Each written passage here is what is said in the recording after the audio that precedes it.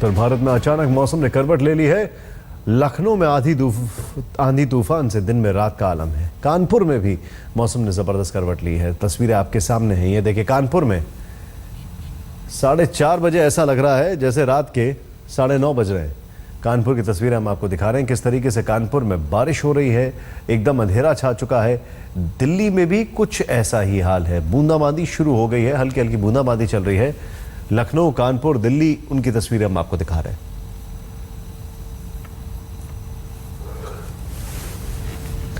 लखनऊ की तस्वीरें आपके सामने हैं, किस तरीके से लखनऊ में यह हाल है मौसम का। एकाएक इस हद तक रात हो गई है, कोई सोच भी नहीं सकता। शाम नहीं, ये रात है और टाइम 4:30 है। हालांकि मौसम विभाग ने पहले ही चेतावनी दी थी कि दिसंबर के महीने में हल्की बारिश होगी और इससे स्मॉग से लोगों को राहत मिलेगी।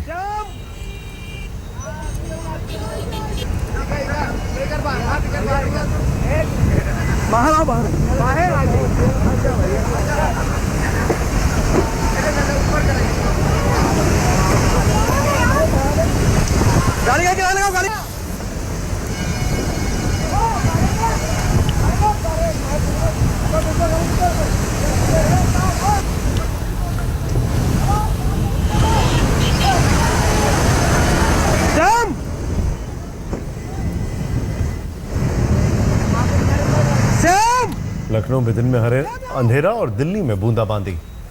यह आफत का ट्रायंगल है, क्योंकि इसमें तीसरी तस्वीर हम आपको और जोड़ेंगे और वो है चेन्नई की, जहां पर इतनी जबरदस्त बरसात हुई है कि बाढ़ आ गई है।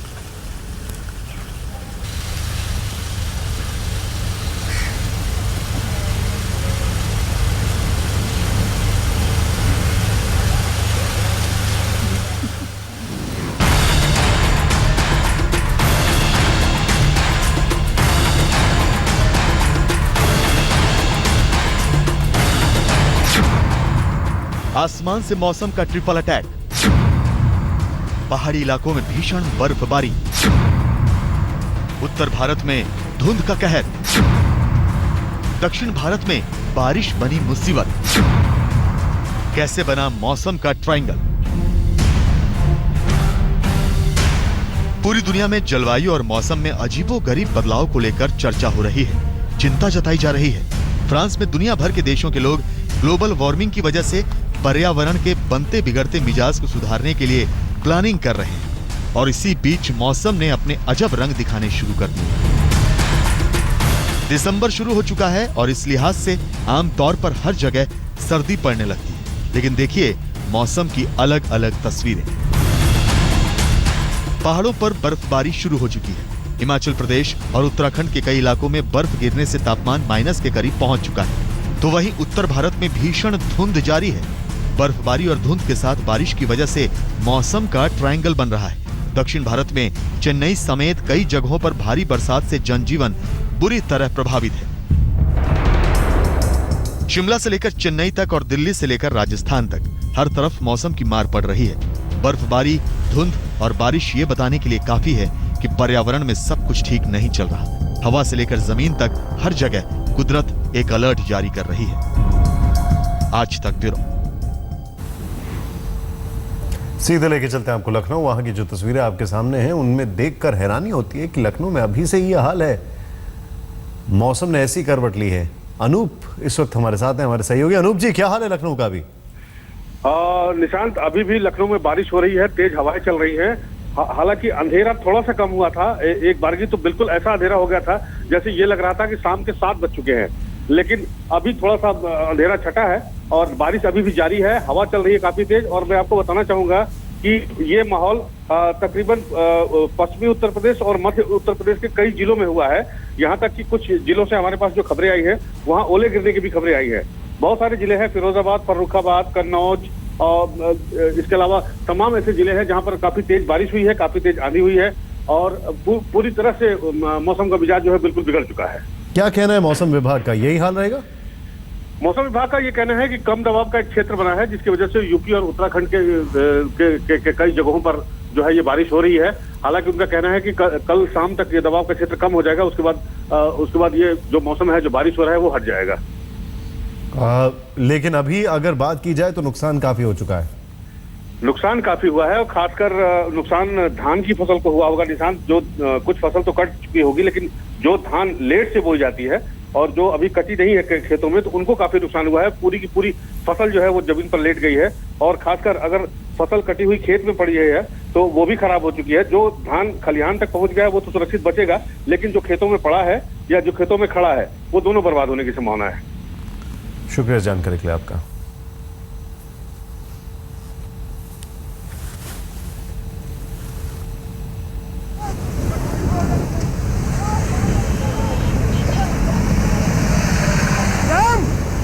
कानपुर और लखनऊ की तस्वीरें आपके सामने हैं। लखनऊ में अंधेरा छा चुका है। कानपुर में अंधेरे के अलावा बारिश भी हो रही है। एकाएक मौसम ने देश भर में करवट ली है।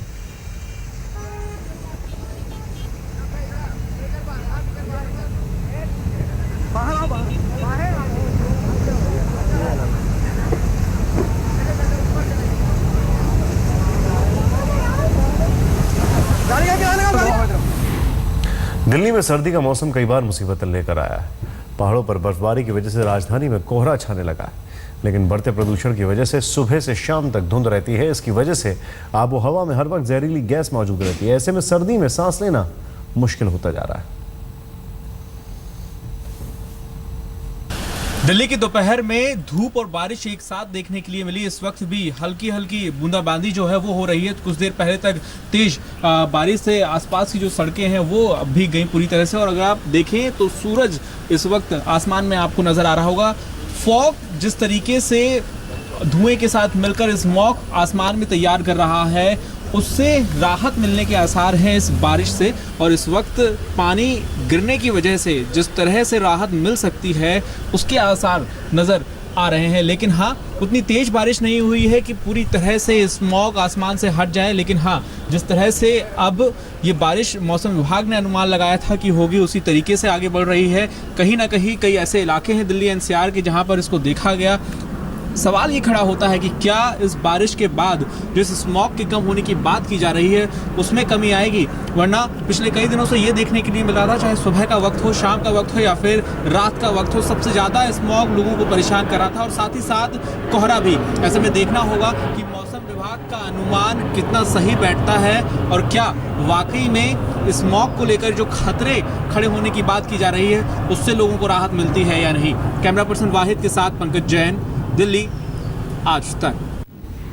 सिद्धार्थ इस वक्त हमारे साथ है। सिद्धार्थ, एकाएक अगर दिल्ली की बात की जाए, उत्तर भारत की बात की जाए, कानपुर लखनऊ मौसम ने करवट ली है, क्या कह रहा है मौसम विभाग?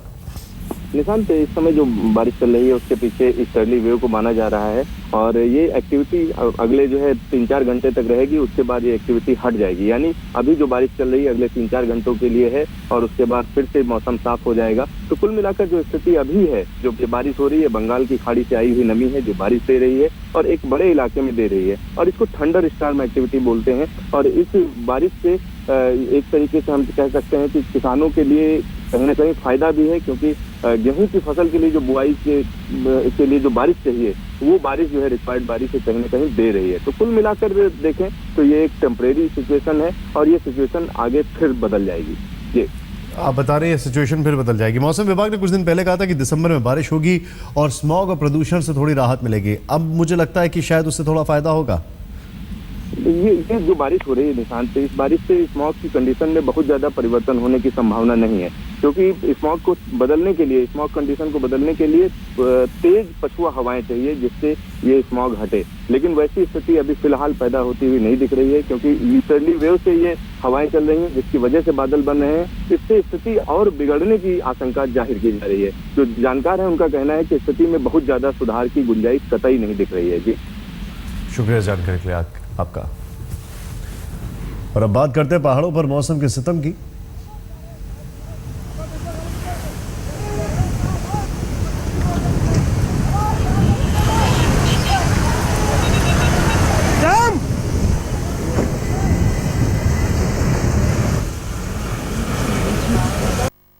के मौसम में तमिलनाडु में रिकॉर्ड तोड़ बरसात हुई है जिसमें 180 लोगों की मौत हो गई। दक्षिण भारत में पानी की शक्ल में जैसे मुसीबतों की बारिश हो रही है। तमिलनाडु के कई शहरों में भारी बारिश के बाद बाढ़ से बुरा हाल है।